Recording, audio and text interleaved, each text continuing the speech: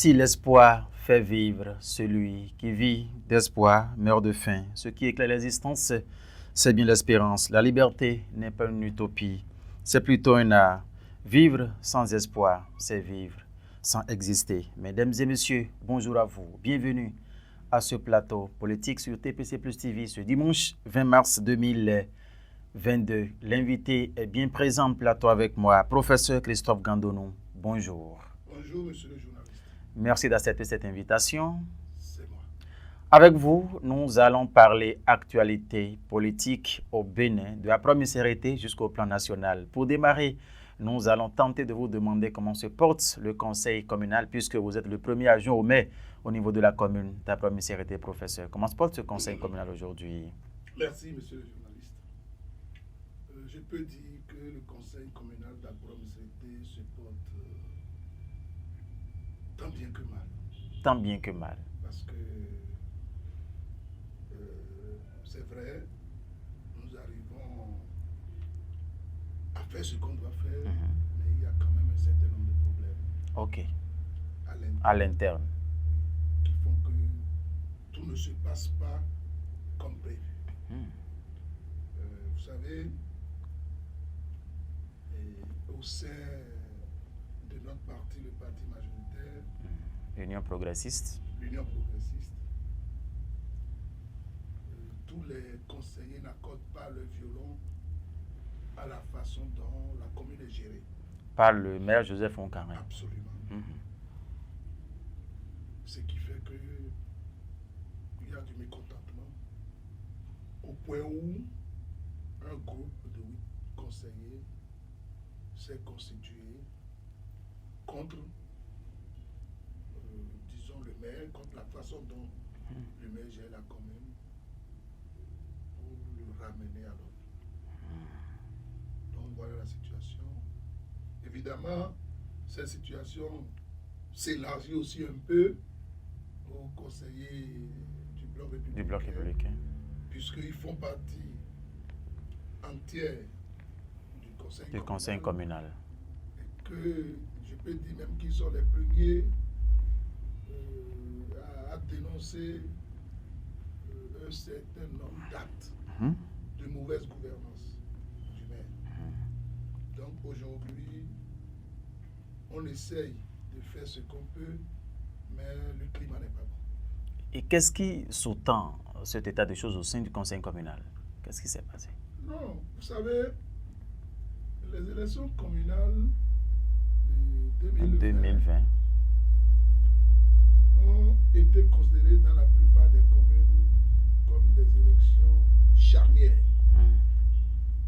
Et dans la commune d'Apromicété en particulier, un certain nombre d'acteurs politiques nouveaux, des cadres à différents niveaux, compte tenu de la façon dont la commune était gérée et qui ne donnait pas satisfaction, un certain nombre d'acteurs de cadres, disais-je, ont intégré le conseil communal. Du coup, les attentes ou le niveau des attentes est devenu très élevé. Le niveau d'exigence dans la bonne gouvernance est devenu trop élevé. Et l'autorité n'arrive pas à y répondre comme certains conseillers l'entendent. Donc sur un certain nombre de dossiers, tout n'est pas fait comme cela se doit. Malgré les rappels à l'ordre, il n'y a pas eu de changement. Et aujourd'hui, il faut reconnaître que le climat n'est pas bon. Et pourtant, Joseph Oncarin, l'actuel maire d'Apromicérété, il n'est pas novice dans le métier. Il est là il y a longtemps, aux côtés de Michel Baon. Il connaît bien la maison. En fait, c'est ça qui est le plus surprenant. Pour nous autres, qui sommes à notre première expérience, on se demande qu'est-ce qui a pu se passer pendant tout le temps qu'il a été au conseil communal, en tant que premier adjoint, en tant que deuxième adjoint. On se pose beaucoup de questions. Même quand on se voit entre conseillers, parfois ces questions-là reviennent toujours. parce qu'on ne retrouve pas quelqu'un qui a eu la pratique et du savoir-faire. C'est l'expérience qui manque ou bien c'est la mauvaise volonté? Je ne sais pas, je ne sais pas. Nous nous posons beaucoup de questions. Parce que il y a des actes qui sont posés. Oui. Il y a des rappels à l'ordre au sein même de notre camp de l'Union progressiste, à l'interne. Oui. Parfois même il y a des engagements que le maire prend, mais une semaine, 2 semaines, 3 semaines après, 1 an après, les engagements ne sont pas respectés. Au contraire, de nouveaux problèmes sont créés. Ah bon? Et franchement, la situation n'est pas réalisante. Là, c'est compliqué pour le bien-être de la population. Oui, c'est un peu compliqué. C'est extrêmement compliqué. grave. Il faut l'avouer, je crois que la population même c'est ça. Ah bon? Puisque vous savez, tout se sent par la population. Ça se sent par la population. Nous sommes en train de chercher les voies et moyens pour juguler la situation. Mais il faut reconnaître, sans faire langue de bois, qu'aujourd'hui, la situation est crispée au sein du conseil communal. C'est une réalité. Et vous pensez que ces voies et moyens que vous êtes en train de chercher maintenant peuvent vous aider à aboutir oui, à un bon résultat? Nous l'espérons parce que nous, notre objectif, c'est de faire en sorte que ce mandat, qui était un mandat de grand espoir de la population, puisse quand même donner dans une certaine mesure satisfaction aux populations. Parce que les populations attendaient tellement et attendent toujours tellement de notre mandat que on ne pourra pas se justifier si nous ne réussissons pas à donner espoir à la population. La population. Donc, il faut donner espoir à la population. Oui, et c'est dans le travail, nous sommes en train de travailler à trouver les voies et moyens pour sortir de la situation et reprendre la commune. Parce que ce qui se passe, c'est comme si vous discutez avec les populations de l'ICT, les gens vous disent c'est comme si on est sorti d'une situation et on est rentré dans une autre qui est pire que celle dont on est sorti. Là, c'est grave. C'est ça qui est grave. C'est extrêmement grave cette déclaration. Hein? Oui, mais c'est la vérité. C'est la vérité. Vous savez, on ne peut pas cacher la vérité trop longtemps. Du tout pas. Voilà. Et si on ne le dit pas et que ça sort après, on va dire, mais pourtant il n'a rien dit. Et avec l'histoire de Gandonou là, à ses côtés. Il n'a rien dit. Voilà, donc c'est la réalité aujourd'hui. Mais nous estimons que c'est un passage. C'est un passage, nous l'assumons. Et nous travaillons ensemble avec tous les conseillers pour voir comment faire pour relever la situation et remettre la commune sur les bons rails. Ces affirmations, Christophe Gandonou, nous amènent à alors vous poser la question de savoir au sujet des nominations des chefs quartiers au niveau de l'arrondissement central d'Après-Messerete. Qu'est-ce qui s'était passé? Est-ce que Christophe Gandonou était au parfum de quelque chose? Alors non, je ne suis informé de rien. Ah bon? Je l'ai eu sur les réseaux sociaux. En votre qualité de premier adjoint au maire, est-ce que c'est-à-dire que vous ne participez pas au conseil, aux réunions? Vous n'êtes souvent pas présent? Non, ce dossier n'a pas été discuté au conseil. Donc c'est une décision prise à main levée, vous voulez dire, ou bien c'est... Non, je pense que c'est une décision qui a été prise par l'autorité. Avec certaines personnes que nous connaissons bien, qui sont autour d'elle, autour de l'autorité, autour du maire, pour le conduire. Ces personnes sont-elles aussi conseillées au sein du conseil? Il y en a qui sont conseillés, mais il y en a qui ne sont pas conseillés. Et tout le monde connaît ça à Messerete. Donc cette décision a été prise dans des conditions qu'on ne sait pas. On est informé de rien. On a vu sur les réseaux sociaux que les chefs quartiers ont été nommés. Comment être conseiller? Dans l'arrondissement central dont je suis élu. Quand vous parlez, vous êtes un élu de l'arrondissement central. Absolument. Quand Christophe Gandonou dit qu'il a lu sur les réseaux sociaux, on est étonné d'apprendre qu'un premier adjoint au maire apprend une décision du maire sur les réseaux sociaux. Comme toutes les... Mais ce n'est pas la première. Ah bon? Non, mais c'est ça que je vous disais tout à l'heure pour dire qu'il faut dire la vérité. Dites-nous. Ça veut dire que ça ne va pas, tout simplement. Dites-nous tout alors. J'ai déjà tout dit.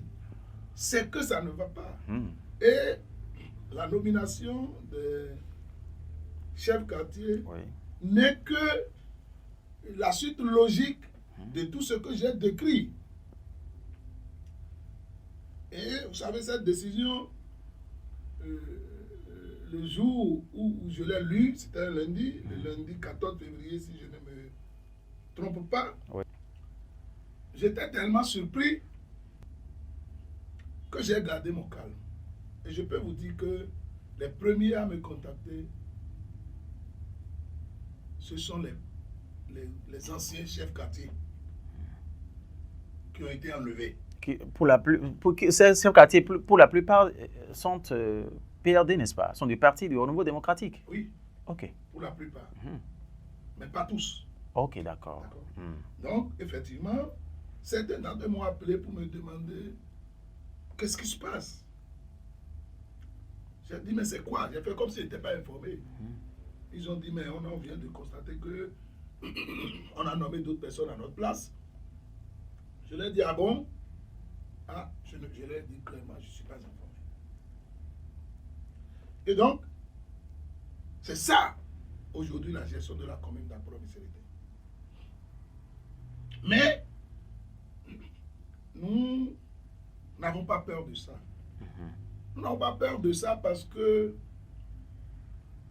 nous sommes comme dans un apprentissage. Moi, c'est la première fois que je vais au conseil. Et pour l'écrasante majorité des membres du conseil communal, c'est pour la première fois. Du coup, on apprend. Mais en même temps, on développe des stratégies pour ne pas aller dans le décor. Parce que ce type de décision, ça conduit dans le décor. Vraiment.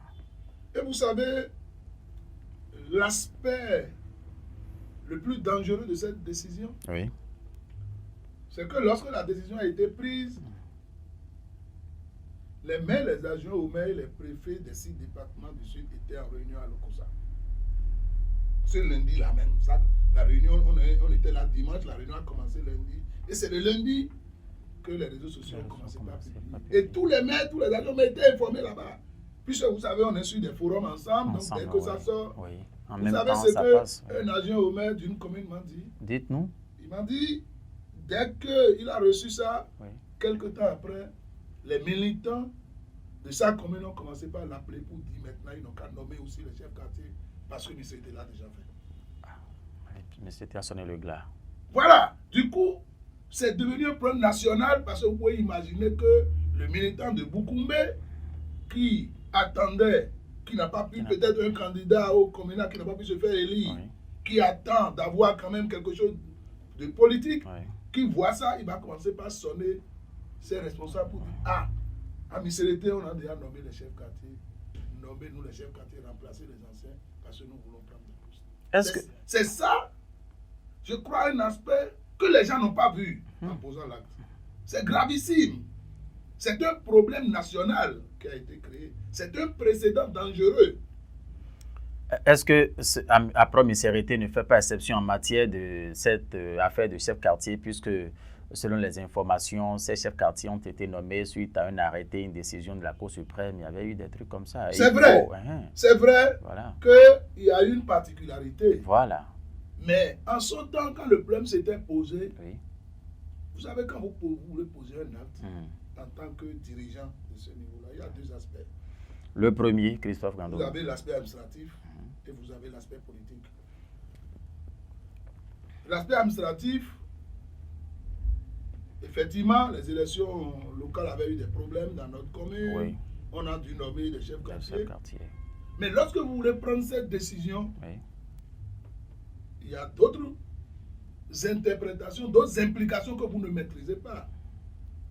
Et c'est ces implications-là qui font que la décision que vous prenez sort de son cadre administratif pour rentrer dans un autre cadre que vous-même vous ne maîtrisez pas.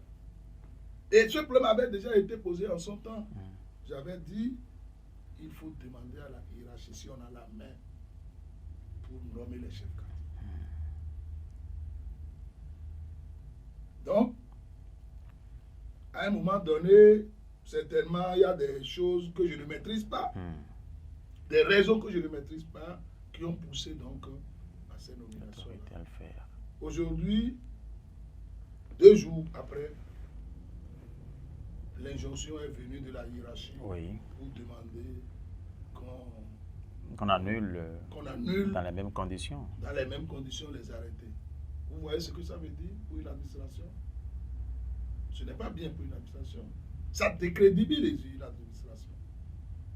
Et dans cette situation que nous nous trouvons, depuis que ce problème s'est posé, je n'ai jamais rien dit là-dessus. Rien. Ça fait plus d'un mois. Oui, je n'ai rien dit dessus. C'est pour la première fois que j'interviens. Il faut que... C'est une situation suffisamment grave et qui a jeté du discrédit sur notre commune, sur l'autorité et aussi sur notre parti. Parce que, vous savez, lorsque vous êtes un parti majoritaire et que votre parti, finalement, puisque le maire de votre parti prend une décision comme celle-là, oui. On emballe tout le monde. Le parti. Oui. Alors qu'il n'y a eu aucune concertation. C'est ça qui est surprenant. C'est ça qui est surprenant, mais ce n'est pas surprenant pour nous parce qu'on est habitué à ça. Ah bon? Oui, on est habitué à ça. Donc il y avait déjà eu des actes qui ont été posés sans Absolument, sans il y a beaucoup d'actes qui sont posés. Monsieur le Premier adjoint au maire, vous avez, ce que vous dites là, est-ce que vous avez d'autres preuves aussi tangibles de ces déclarations que vous faites sur ce plateau? Non, tout le monde sait ce que je dis à Monsieur Été. Ah bon? Oui. Si Christophe Gandonou, vous appartenez au Parti Union Progressiste, vous êtes le premier adjoint au maire et vous n'êtes du tout pas d'accord avec la façon dont la mairie, la commune d'Apromissérité est gérée, qu'en dira-t-on? Sinon, que peut-on penser si un jour on recevait un conseiller BR sur ce plateau pour parler un peu de cette gouvernance? Les conseillers BR, nous sommes ensemble. C'est ça que je vous dis. Vous savez, nous sommes fils de la même commune. Et pour la plupart, nous avons la même vision et les mêmes objectifs pour notre commune. Voilà. Donc, nous ne sommes pas dans une opposition tranchée. Nous sommes dans une vision d'ensemble pour faire émerger notre commune. Du coup, ce que je dis ici, tous les conseillers BR le savent, tout le monde sait que ce que je dis est vrai. Ils ne diront pas autre. Ils ne diront pas autre, peut-être qu'ils vont encore enfoncer le coup. Ah bon? Oui. Donc, voilà. C'est Mais aussi. nous espérons, Oui. parce que sur 6 ans, nous sommes en train de finir 2, nous avons encore 4 ans, donc nous avons encore le temps. Mais 4 ans, ce n'est pas aussi peu, ce n'est pas beaucoup hein, pour la vie d'une population qui dépend. Pour corriger les choses. Ok, d'accord. C'est de ça qu'il s'agit. Maintenant, 2 ans sont passés déjà. 2 rapidement. ans Sont en train de passer. Voilà. Et c'est pendant les 2 ans nous ont permis d'identifier les points de difficulté par rapport à la gestion de la commune. Et nous espérons que la 3e année va nous permettre de trouver des solutions pour corriger ces pratiques qui ne sont pas bonnes et qui, de façon unanime, sont reconnues par presque tout le monde comme des pratiques qui ne nous font pas avancer. La 8 sur 13, vous voyez que la majorité n'est pas d'accord avec la façon dont les choses évoluent. C'est une évidence. La majorité n'est pas d'accord. Et c'est clair, tout le monde le sait. Oui, il n'y a pas de... La majorité n'est pas d'accord avec des arguments qui sont clairs. Et vous pensez que d'un jour à l'autre, vous pouvez réussir à remettre les pendules à l'heure pour que Apromissérité... Nous y croyons. Et nous y travaillons. Oui. L'avenir nous dira le reste. Mesdames et messieurs, Christophe Gandonou, premier adjoint au maire de la commune d'Apromissérité, est sur ce plateau avec nous. Le premier sujet, c'est la gestion de la commune d'Apromissérité par le maire Joseph Ronquenry, qui n'est pas donc apprécié de la plupart des conseillers communaux au sein de ce conseil municipal. Nous allons toujours continuer avec vous, Christophe Gandonou, cette fois-ci aborder un autre sujet, celui-là d'ailleurs qui a rapport avec l'exposition des trésors royaux au palais de la Marina, ceci depuis le dimanche 20 février. Les portes de ce hall aussi chichement décorées sont ouvertes aux populations afin d'aller découvrir les merveilles, ce qui fait, de nous, véritables bénin, compte tenu de l'importance de ces trésors. En un premier temps, Christophe Gandonou, vos appréciations. Moi, je pense qu'il faut saluer la vision du président de la République, le président Patrice Talon. Il faut saluer sa perspicacité, sa foi, quand il veut faire quelque chose. Oui. Vous savez, l'importance de ces trésors qui ont été ramenés, ce n'est pas maintenant que les gens vont se rendre compte. C'est dans 10, 20, 30 ans que les gens vont se rendre compte. Parce que ces trésors qui sont notre identité et qui ont été déportés à l'extérieur de notre pays, ces trésors ont fait le bonheur et la richesse du pays qui l'a déporté. Donc ces trésors ont fait donc le bonheur de ce pays-là. Oui. Et c'est parce que le président de la République connaît la valeur de ces trésors royaux qu'il a mis les petits plats dans les grands pour que ces trésors, une partie de ces trésors, il n'y a que 26 qui sont revenus. Parce que quand il était allé en France pour ramener ces trésors, il a bien rappelé au président français, le président Emmanuel Macron, qu'il espère que ce premier pas va conduire au retour des autres trésors. Il a été clair là-dessus, avec toute la diplomatie qu'on lui connaît. Alors, ça, c'est le premier élément. Le deuxième élément, c'est le symbole du palais de la Marina. Parce qu'en réalité, cette exposition a un double sens. Ah bon, selon vous? Il y a d'abord les trésors et il y a le palais de la Marina. Vous savez, le palais de la Marina était considéré par les Béninois comme une forteresse où on n'entre pas comme ça.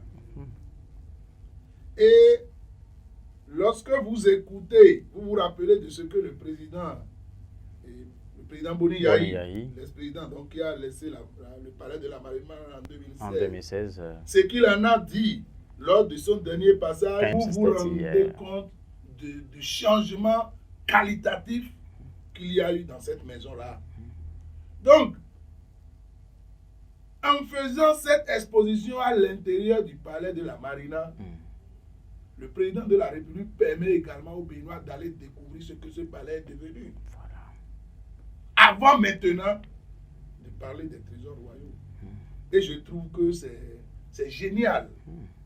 Parce que le palais de la Marina, c'est la maison de tout le peuple béninois. Et permettre aux gens de venir le découvrir en même temps qu'ils découvrent les trésors royaux qui ont été ramenés donc de la France. Je pense que c'est un coup double que le président a fait et je le félicite vraiment pour sa clairvoyance. Et je voudrais demander à toute la population béninoise, à toute la population de la commune d'Akouram-Isrété et de toutes les communes de la 20e circonscription du département de l'Ouémé, de se donner la peine d'aller visiter ces trésors royaux au palais de la Marina. Je crois que ça continue jusqu'au mois de mai. Et donc, on a encore au moins 2 mois pour aller faire la visite. Et je crois que c'est important parce que c'est des choses, c'est vrai qu'on aura toujours l'occasion de les voir ailleurs, mais en son temps, ça pourrait être payant et ça pourrait coûter assez cher, ce qui ne va peut-être plus permettre à tout le monde de pouvoir les voir. Donc voilà l'appel que je profite pour lancer, pour dire que c'est une étape importante de la vie de notre pays et il ne faut pas se faire raconter ça parce que nous vivons ça en notre temps et il faut aller voir et savoir que c'est une réalité. Est-ce que Christophe Gandonou s'y est déjà rendu? Pas encore, mais je suis en train de faire le programme, j'y serai d'ici à là. Absolument, je pense organiser une rencontre avec d'autres amis parce que ce n'est pas bon d'aller dans ces endroits seul. Soit en famille, en ami, c'est très intéressant parce que ça permet d'échanger un peu. Et c'est très important. Merci à vous Christophe Gandonou. Alors l'autre question qui aujourd'hui marque l'actualité, c'est les législatives de 2023. Depuis que la Cour a officialisé la date de la tenue de ces élections, 8 janvier 2023, vous savez bien ce qui se passe, dites-nous. Il y a comme une fièvre qui a pris tout le pays. Je vous dis, les populations dans les plus petits hameaux du pays sont surchauffées dès que la Cour a publié le calendrier.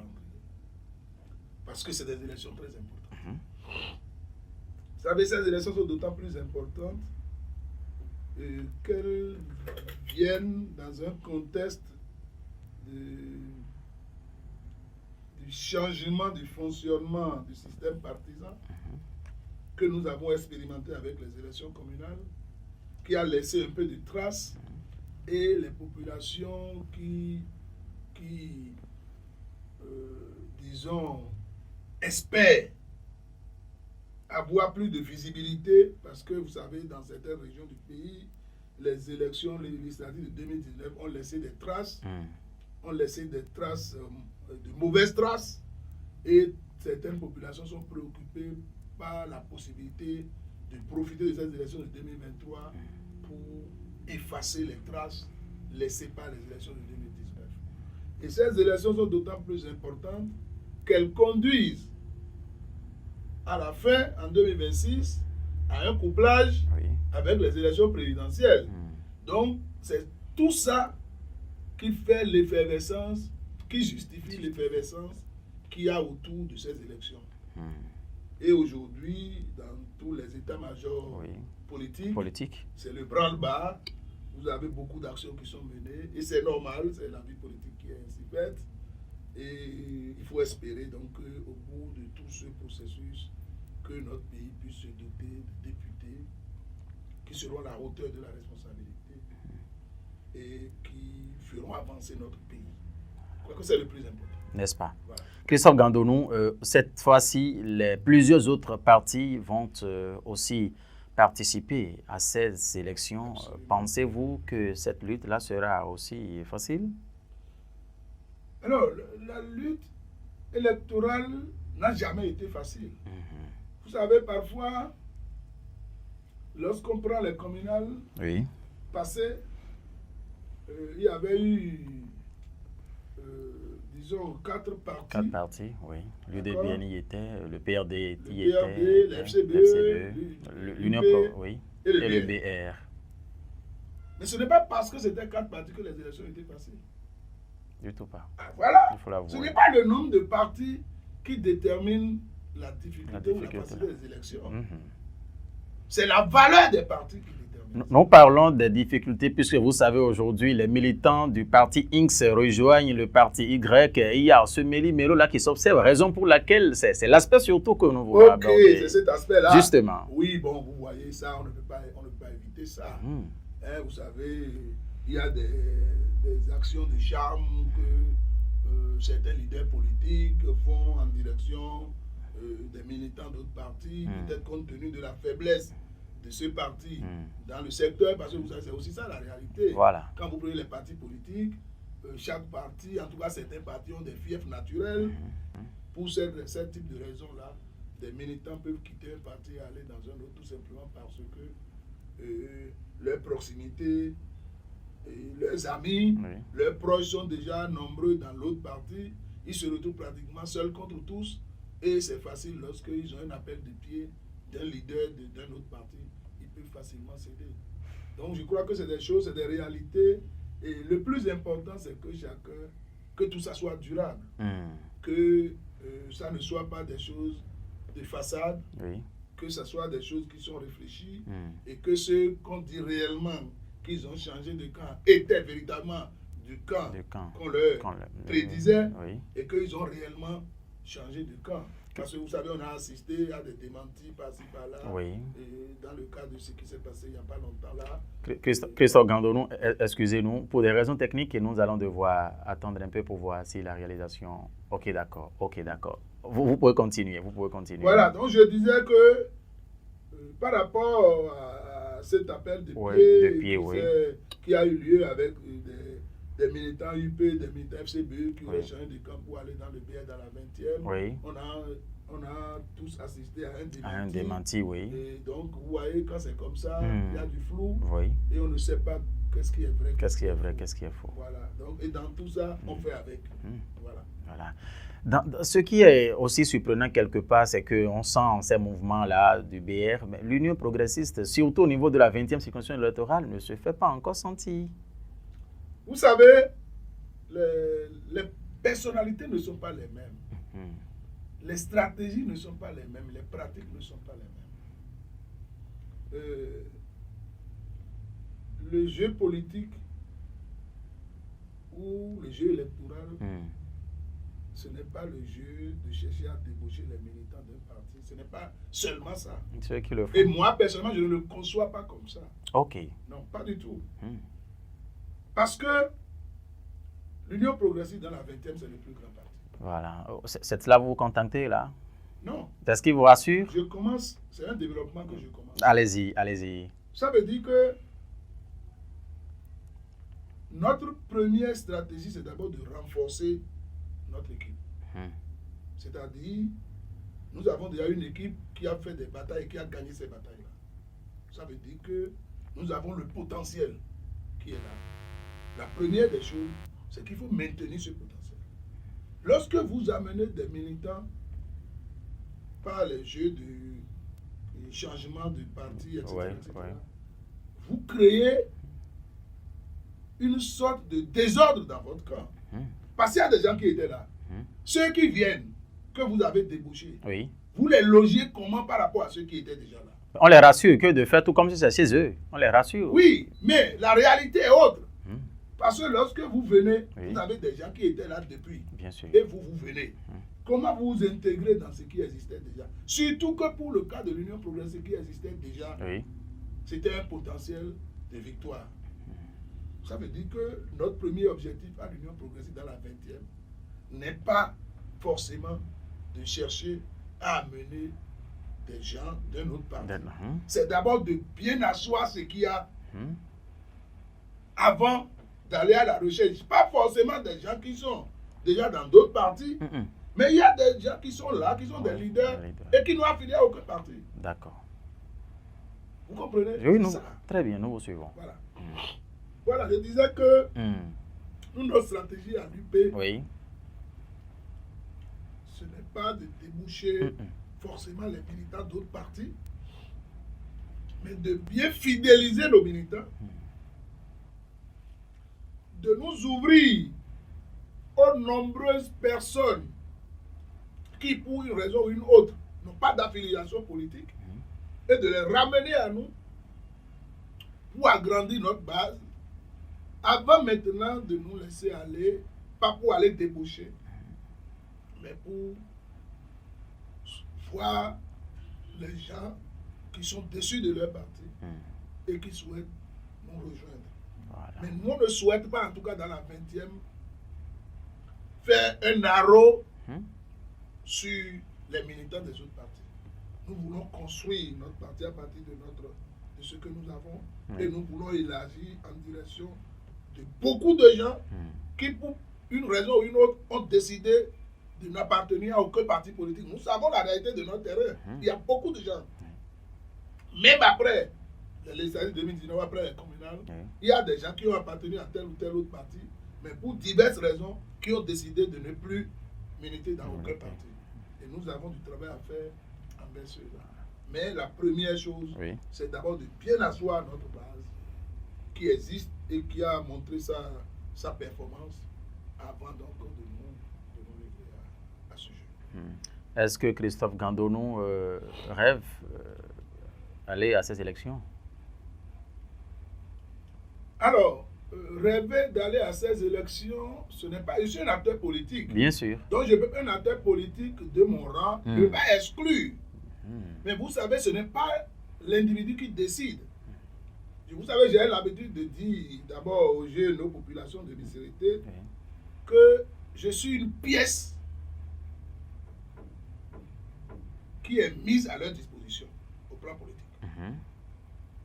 Ce que je dis aux populations. Vous mettez quoi Je me considère comme étant un pion ou une pièce qui est mise à la disposition de la population d'Accra-Bissérité dans le domaine politique.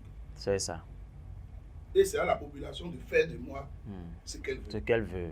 C'est exactement la même chose pour mon parti, l'Union progressiste. Je suis un élément, un acteur politique qui est à la disposition de mon parti politique. Voilà. Et parce que lorsque vous décidez de vous engager en politique, vous n'avez plus de limites. Vous mettez à la disposition de votre parti politique. Et comme on le dit dans l'absence des partis, partout où besoin sera. Donc je répondrai à tous les appels de mon parti De votre politique, parti. de ma population, au plan politique, quelle que soit la direction. Vous avez tout dit. Pour celui qui comprend vite, peu de mots suffisent à ton coutume d'entendre. Nous tendons déjà vers la fin de cette émission qui sort dans nous au niveau de la 20e circonscription électorale. Quand on prend la carte politique, quelles sont vos impressions de façon générale, puisque nous tendons déjà vers la fin, quand on prend la carte politique au niveau de la 20e? Je n'ai pas très bien compris la question. Je dis, quand on vous pose la question de savoir quelle appréciation faites-vous de la manière dont la politique se mène sur le territoire de la 20e circonscription électorale. Là, vous n'appartenez en ce moment pour la réponse à cette question ni à l'UP ni à OBR. Vous êtes un citoyen lambda qui on adresse cette question. Voilà, merci beaucoup. Je pense qu'il faut reconnaître que nous ne sommes pas satisfaits. Nous ne sommes pas satisfaits parce que lorsque vous prenez le fonctionnement de la République, vous vous rendez compte que la 20e circonscription est très peu représentée dans le gouvernement, dans les institutions. Et cela est dû au fait qu'il y a trop de querelles intestines, de querelles internes.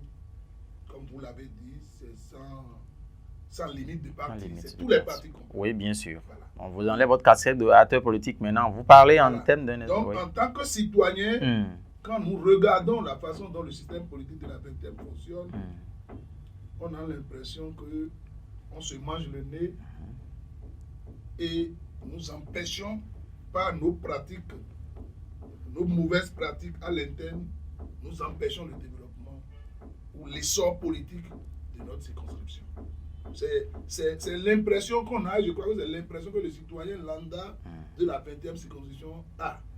Parce que lorsque vous analysez un certain nombre de données politiques, vous vous rendez compte que la 20e circonscription est quand même une circonscription importante en termes de nombre de voix, en termes de mobilisation autour du chef de l'État. Les résultats des présidentielles passées l'ont bien montré. Mais on n'est pas sûr, compte tenu des querelles qu'il y a entre les leaders politiques, tout cas compris, on n'a pas l'impression que tous ces bons résultats, tout ce bon accompagnement du président de la République puisse nous permettre, disons, d'engranger des positionnements, des cadres, des leaders de la circonscription qui permettent à la circonscription d'émerger. Voilà. Et quel est votre appel, quel est votre message à l'endroit des uns et des autres afin que l'option de rectifier, de corriger, de rectifier ce tir soit envisageable? Non, je crois que la première des choses, c'est que nous puissions mettre au-dessus de toute ambition individuelle les questions essentielles qui sont collectives. Et il faut dire aussi que la valeur des personnes qui animent la vie politique et qui sont les yeux de la circonscription, ça aussi peut jouer. C'est pour ça que nous espérons que les élections législatives de 2023 puissent permettre l'émergence d'une nouvelle élite politique dans la 20e, une élite consciente et déterminée à sortir des pratiques, des anciennes pratiques, les pratiques de nos aînés, pour rentrer dans la logique du réel développement de notre région, en mettant les intérêts collectifs au-dessus des intérêts individuels. Donc, disons, l'appel que je vais lancer, c'est cela. C'est que tous les acteurs puissent travailler pour que on puisse avoir un changement de mentalité au niveau de ceux qui vont, en tout cas en tant que députés, vont représenter la 20e circonscription au niveau de l'Assemblée nationale, que ces gens-là puissent être des gens qui qui sortent de l'ancienne logique individuelle pour être dans la logique du développement collectif, pour permettre l'essor et l'émergence de notre circonscription. Christophe Gandonou, à l'endroit de la population qui attend impatiemment, la population d'Aprop-Misérité qui attend impatiemment que les choses aillent comme sur la roulette, mais qu'est-ce que vous avez à leur dire? Et je vais leur demander un peu de patience, que nous travaillons à régler les problèmes. Les problèmes existent, toutes les populations le savent. Et nous travaillons sérieusement pour régler ces problèmes et faire en sorte que les années à venir soient des années meilleures, des années d'ouverture qui vont permettre de satisfaire les populations parce qu'elles nous attendent sur beaucoup de points. Et nous sommes conscients de ça. Voilà. Merci à vous, Christophe Gandonou. C'est moi. Mesdames et messieurs, vous l'auriez donc compris, c'est Christophe Gandonou, premier adjoint au maire de la commune d'Aprop-Misérité, qui est donc sur ce plateau avec nous pour parler un peu des questions qui ont marqué l'actualité ces derniers temps au Bénin, surtout au niveau de la commune d'Aprop-Misérité, la 20e circonscription électorale également, gestion de la commune d'Aprop-Misérité. L'atmosphère, voilà, qui n'est pas aussi détendue au sein du conseil communal. Vous avez suivi ces avis sur la manière dont la commune d'Aprop-Misérité est gérée par le maire Moukari. L'autre question abordée, c'est l'exposition des trésors royaux à Cotonou au palais de la Marina. Son avis a été donc direct également. Les législatives de 2023 n'ont pas été occultées. Les questions donc ont eu les réponses comme il le faut. Merci de nous avoir suivi, toute l'équipe de la réalisation. Guillaume Moukari, Félicien Bonou, Paten Huerounon. Ah oui, ils sont restés derrière les manettes. Nous y sommes arrivés donc à la fin. Merci de nous avoir suivis. Très bon dimanche à tout un chacun de vous en compagnie de nos programmes. Au revoir.